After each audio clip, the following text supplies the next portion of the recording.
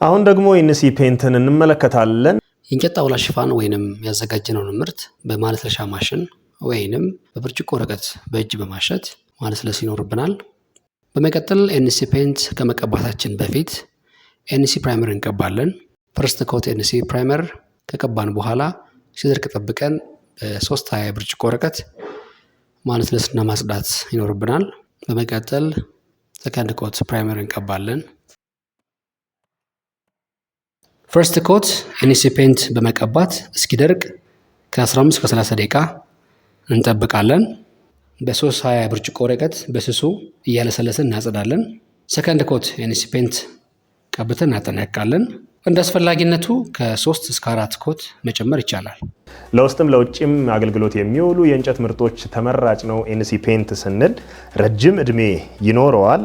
አንጸባራቂ ገጽታን የሚሰጠን ነው። እንደየአስፈላጊነቱ አንጸባራቂ ከፈለግን ግሎሲ በሆነ መልኩ ይቀርብልናል። እንደዚሁም ደግሞ ማት በሆነ መልኩ ደግሞ ሊቀርብልን ይችላል ማለት ነው።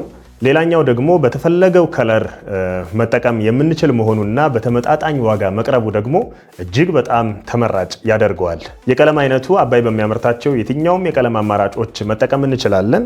የራሱ የሆነ የመበጥበጫ ልኬትም አለው። ፔንት 1 ፓርት ፕላስ ቲነር ከ1.5 እስከ 2 በመጠኑ እንጠቀማለን ማለት ነው። የራሱ የሆነ የማድረቂያ ጊዜዎች ስላሉት ሰርፌስ ድራይ ስናደርገው እስከ 10 ደቂቃ ይፈጅብናል።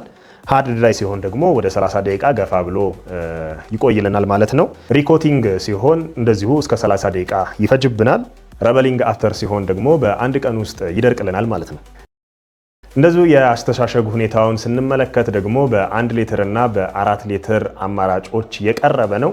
እንደየአስፈላጊነቱ እንደሌሎቹ ሁሉ ሰፋ ላሉ ካምፓኒዎች፣ ፋብሪካዎች መጠቀም ከፈለግን በ200 ሊትር አማራጭ አቅርበናል። አባይ ኤችዲ ቀለም ሁሉንም በጥራት። ስለ ምርትና አገልግሎታችን የበለጠ መረጃን ለማግኘት የዩቲዩብ ፔጃችንን ይከታተሉ።